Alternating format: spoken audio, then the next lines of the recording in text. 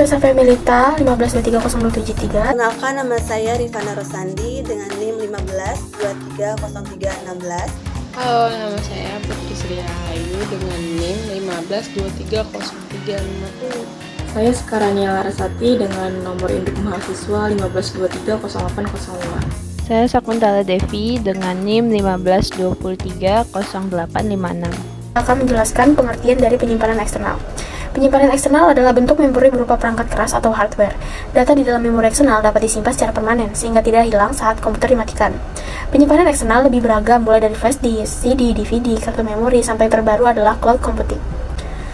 Dan yang kedua adalah jenis-jenis dari memori eksternal. Yang pertama adalah floppy disk. Floppy disk adalah sebuah perangkat keras yang memiliki fungsi untuk membaca data yang tersimpan di dalam disket. Dan yang kedua adalah di hard disk, yaitu adalah sebuah komponen perangkat keras untuk menyimpan data sekunder dan berisi piringan magnetik. Ketiga adalah CD-ROM atau only memory. Adalah perangkat pemrosesan data yang berfungsi membaca sekaligus memburning data berupa file dokumen, foto, maupun audio. Yang keempat adalah DVD. Ini dapat menyimpan segala jenis data digital dan digunakan secara luas untuk perangkat lunak dan file komputer lainnya serta program video yang ditonton menggunakan pemutar DVD.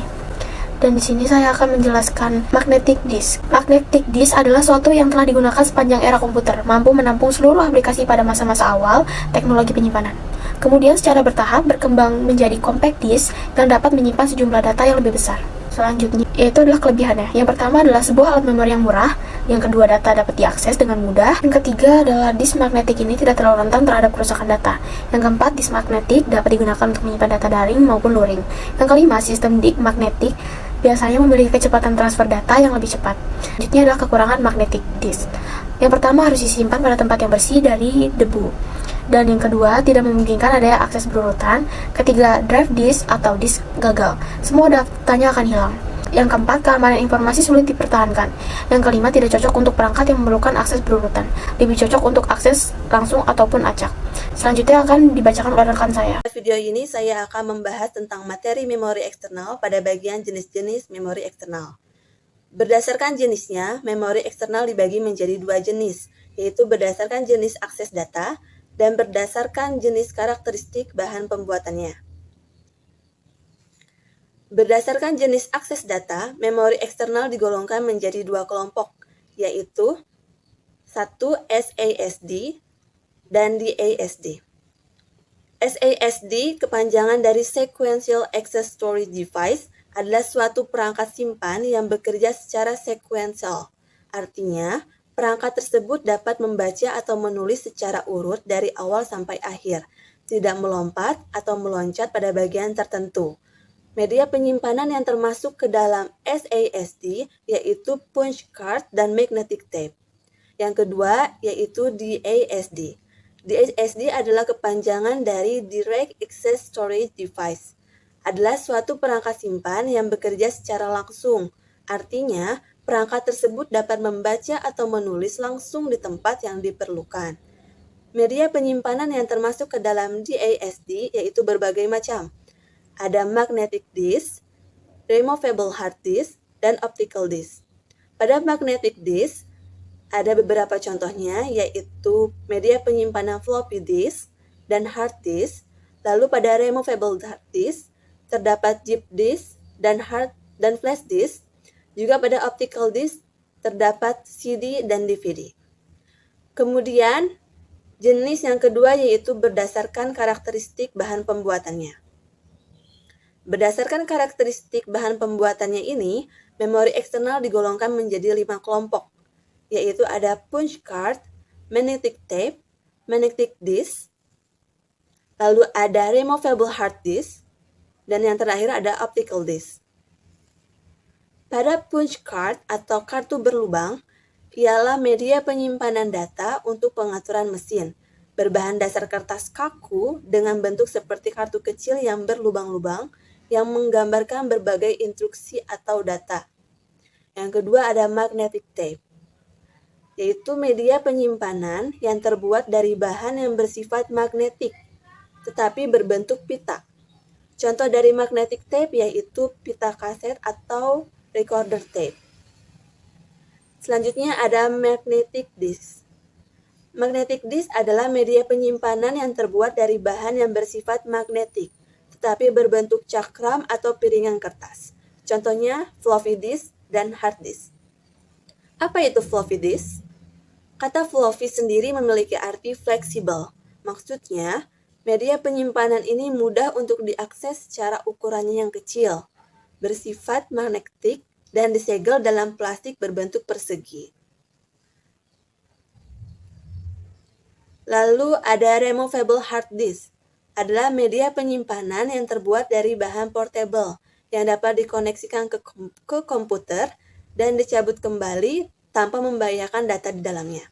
Contohnya yaitu zip disk dan flash disk. Zip disk disebut juga zip drive, merupakan media penyimpanan dalam bentuk drive atau disk yang berukuran menengah. Zip disk dikeluarkan oleh Lomega pada tahun 1994. Sedangkan flash disk tentunya kita sudah tahu, yaitu karena flash disk adalah media penyimpanan yang sering kita gunakan saat ini. Lalu yang terakhir ada optical disk, yaitu media penyimpanan yang terbuat dari bahan-bahan optik, seperti resin, dan dilapisi permukaan yang sangat reflektif, seperti aluminium. Contohnya yaitu CD dan DVD. Sekilas CD dan DVD sangat sama, tetapi ternyata ada perbedaan di antara keduanya, yaitu salah satunya dari segi ukuran. Pada CD hanya memiliki kapasitas sekitar 700 MB, sedangkan DVD memiliki kapasitas lebih dari hingga 4,7 GB. Dalam artian, CD biasanya digunakan untuk menyimpan data yang berukuran kecil, sedangkan DVD bisa menyimpan data dengan ukuran yang lebih besar. Terima kasih atas perhatiannya. Wassalamualaikum warahmatullahi wabarakatuh. Baik, di sini saya akan menjelaskan bagian mekanisme head. Yang pertama ada kontak fisik. Head kontak langsung dengan lapisan magnetik, misalnya floppy disk. Dan yang kedua berjarak tetap. Antara head dan lapisan magnetik terdapat jarak yang tetap atau tidak menempel. Slide selanjutnya ada anatomi head.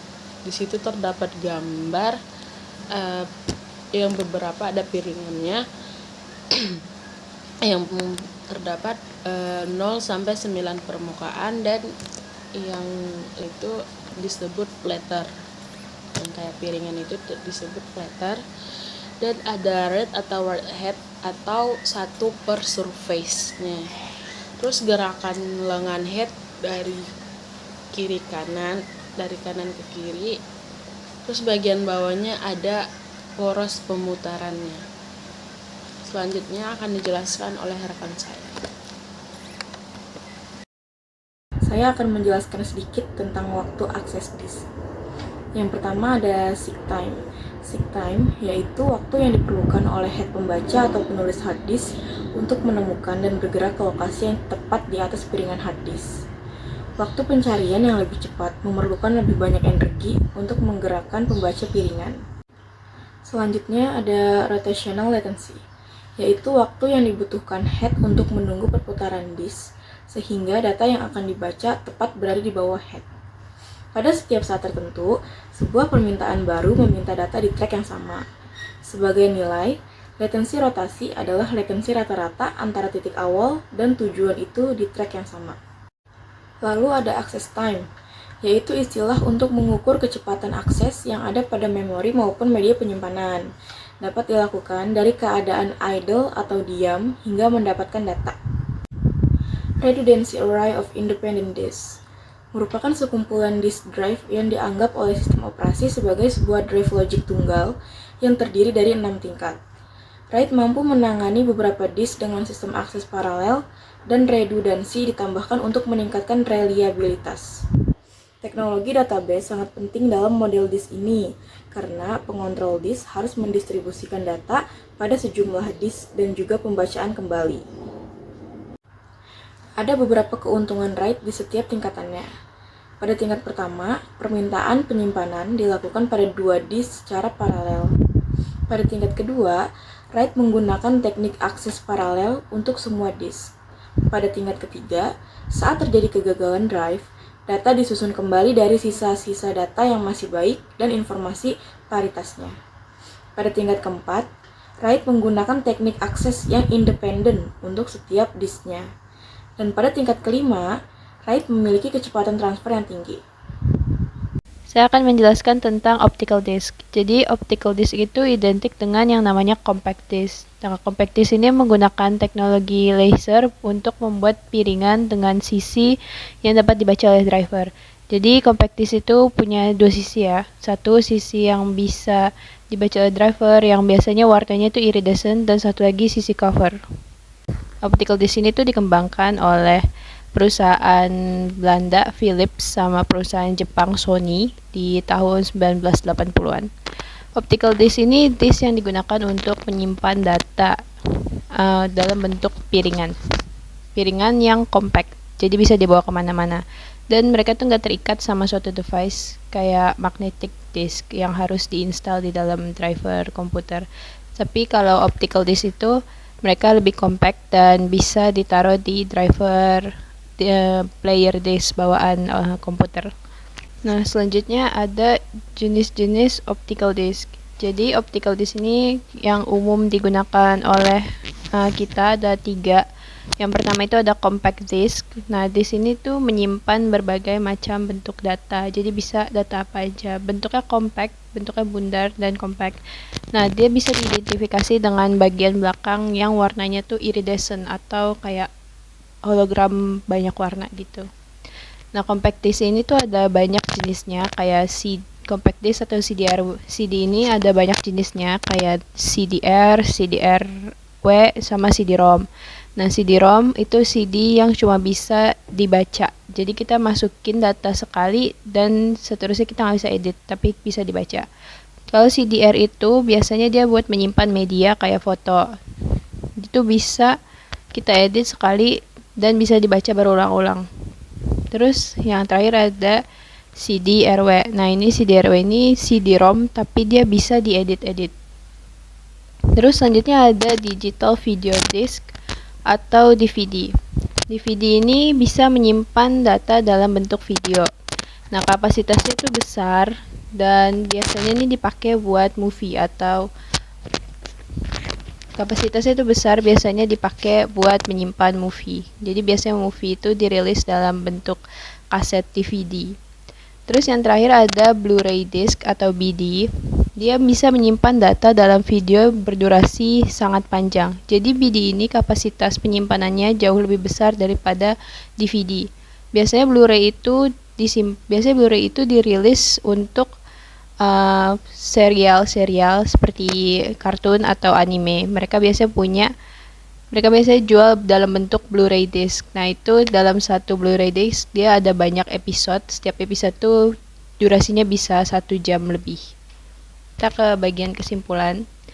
Kesimpulannya, memori utama yang bersifat internal itu terkadang belum cukup untuk memenuhi kebutuhan penyimpanan oleh user, sehingga diciptakan memori eksternal yang bisa menampung data berlebih di luar sistem biar perangkatnya tidak perlu menanggung beban memori. Sekian dari kelompok kami, terima kasih telah menonton sampai akhir.